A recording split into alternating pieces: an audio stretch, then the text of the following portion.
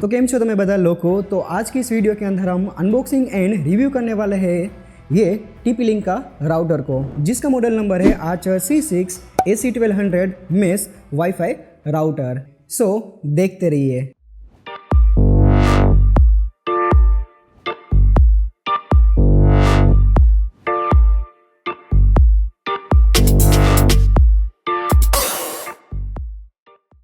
तो 2 महीने पहले मैंने GTPL का एक ब्रॉडबैंड कनेक्शन लिया था और कौन सा प्लान मैंने खरीदा है उसके बारे में हम नेक्स्ट वीडियो में बात करेंगे। तो ब्रॉडबैंड कनेक्शन के लिए हमें चाहिए था एक राउटर जो हमारे घर के अंदर वाईफाई प्रोवाइड कर सके। तो काफ़ी सारा रिसर्च करने के बाद और मेरा पर्सनल जो है रिक्वायरमेंट को देखते हुए मैंने परचेज किया था इस TP-Link का आर्चर C6 को। तो कुछ इस प्रकार का राउटर का बॉक्स है जहाँ पर फ्रंट साइड के ऊपर इसका मॉडल नंबर लिखा है एंड कुछ स्पेसिफिकेशन।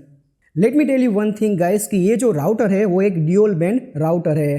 ड्यूअल बैंड से मेरा मतलब ये है कि यहाँ पर हमें 2 बैंड देखने के लिए मिलता है। एक है 2.4 गीगाहर्ट्ज का एंड दूसरा यहाँ पर मिलता है 5 गीगाहर्ट्ज। तो अगर मैं बात करूँ 2.4 गीगाहर्ट्ज बैंड की तो यहाँ पर हमें स्पीड मिलेगा अप टू 300 MB/s एंड अगर मैं बात करूँ 5 गीगाहर्ट्ज बैंड का तो उसका जो स्पीड है हमें मिल सकता है 867 MB/s। इसके अलावा एडवांस सिक्योरिटी प्रोवाइड करता है ये राउटर और सपोर्ट करता है स्मार्ट रोमिंग को।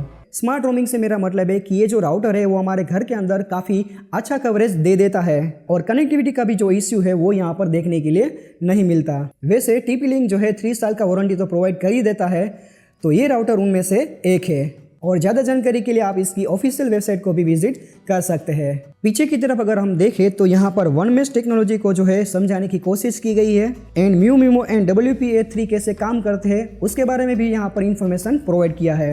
एंड अगर हमें राउटर के सेटिंग को एक्सेस करना है तो उसके 2 तरीके हैं। सबसे पहला तरीका है कि उसको हम वेब के थ्रू जो है हम उसको एक्सेस कर सकते हैं एंड जो दूसरा तरीका है वो है उसके एप्लीकेशन के थ्रू, यानी कि टेथर एप्लीकेशन। और इस साइड के ऊपर राउटर के सारे स्पेक्स है जिनके अंदर शामिल है parental control, access point mode, guest network, IPv6 या फिर WPS एंड सिक्योर VPN। तो राउटर के जो सेटिंग है उसको हम एक्सेस कर सकते हैं एंड चेंज भी कर सकते हैं हमारे वे में। तो इसके बारे में हम बात करेंगे नेक्स्ट वीडियो में। वैसे ये जो राउटर है वो है गीगाबिट राउटर जिनके अंदर हमें 4 गीगाबिट पोर्ट देखने के लिए मिलता है जिसका स्पीड रहता है 1000 MB/s।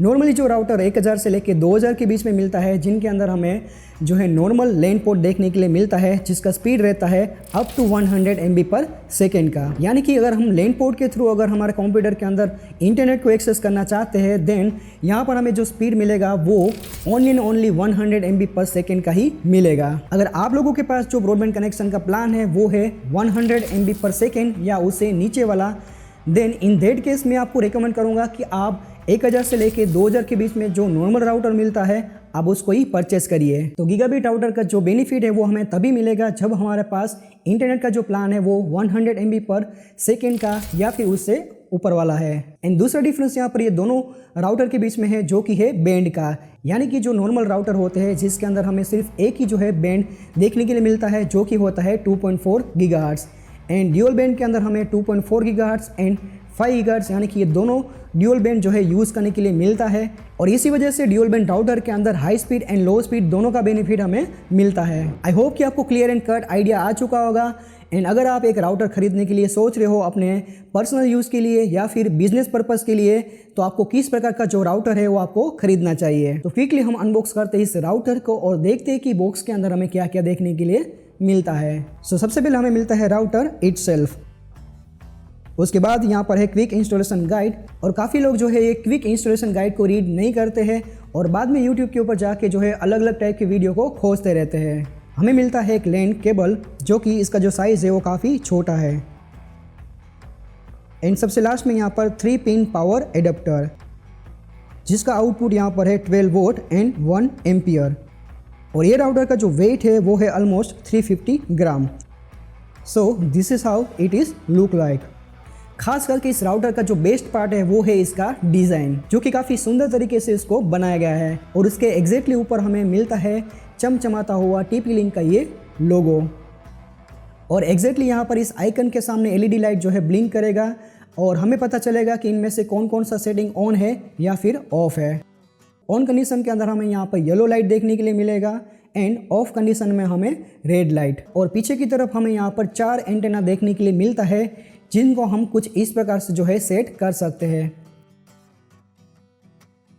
अब ये हमारे ऊपर डिपेंड है कि राउटर को हम किस प्रकार से हम रखना चाहते हैं। पीछे की तरफ यहाँ पर काफ़ी सारे पोर्ट दिए गए हैं, जिनके अंदर सबसे पहला है पावर ऑन ऑफ का एक स्विच, दूसरा यहाँ पर है पावर सॉकेट, तीसरा यहाँ पर है ब्लू कलर का गीगाबिट वेन पोर्ट, यानी कि इंटरनेट का जो तार या फिर केबल है उसको हमें वेन पोर्ट में लगाना है। इन येलो कलर के अंदर हमें 4 गीगाबिट लैन पोर्ट देखने के लिए मिलता है और ये 4 लैन पोर्ट को हम अलग अलग डिवाइस के साथ कनेक्ट कर सकते हैं। सबसे लास्ट में यहाँ पर है रीसेट एंड WPS स्विच। पीछे की तरफ अगर हम देखें तो यहाँ पर है राउटर का मॉडल नंबर इटसेल्फ। इसके अलावा यहाँ पर हमें सीरियल नंबर देखने के लिए मिलता है एंड राउटर का वर्जन, जो कि हमारे केस में है 3.2। बाय द वे, राउटर का जो सेटिंग है उसको एक्सेस करने के लिए यहाँ पर हमें यूजर ID एंड पासवर्ड भी प्रोवाइड किया गया है। SSID का सिंपल मतलब ये बनता है कि राउटर का यूज़र नेम, जो कि हम कुछ भी सेट कर सकते हैं हमारे वे में। बट यहाँ पे जो डिफ़ॉल्ट SSID जो कि 2.4 गीगाहर्ट्ज़ के लिए दिया गया है TP-Link 931A एंड 5 गीगाहर्ट्ज़ के लिए यहाँ पर दिया गया है TP-Link 931A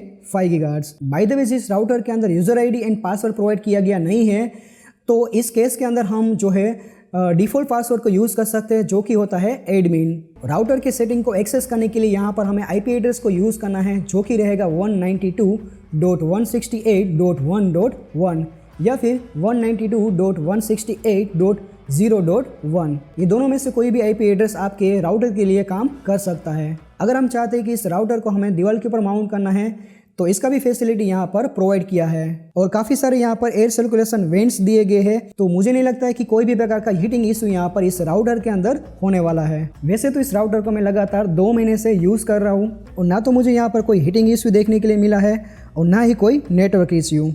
वैसे मैं रहता हूँ मेरे 2 BHK मकान के अंदर और मेरे मकान के हिसाब से ये जो राउटर है वो काफ़ी अच्छी तरीके से काम दे रहा है।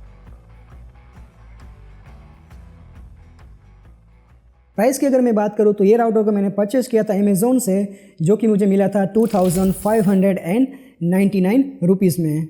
वैसे इस राउटर को अगर हम सेल के दौरान खरीदेंगे तो हमें इस राउटर का जो कॉस्ट है वो हमें पड़ेगा 2250। आई होप इस वीडियो के माध्यम से आप एक सही राउटर को खरीद पाएंगे। तो ये वीडियो आप लोगों को कैसा लगा बताइए मुझे नीचे कमेंट करके। वीडियो को लाइक कर देना एंड चैनल के ऊपर पहली बार है तो चैनल को भी सब्सक्राइब कर देना। तो हम मिलते रहेंगे ऐसे ही नेक्स्ट वीडियो के साथ। Bye for now.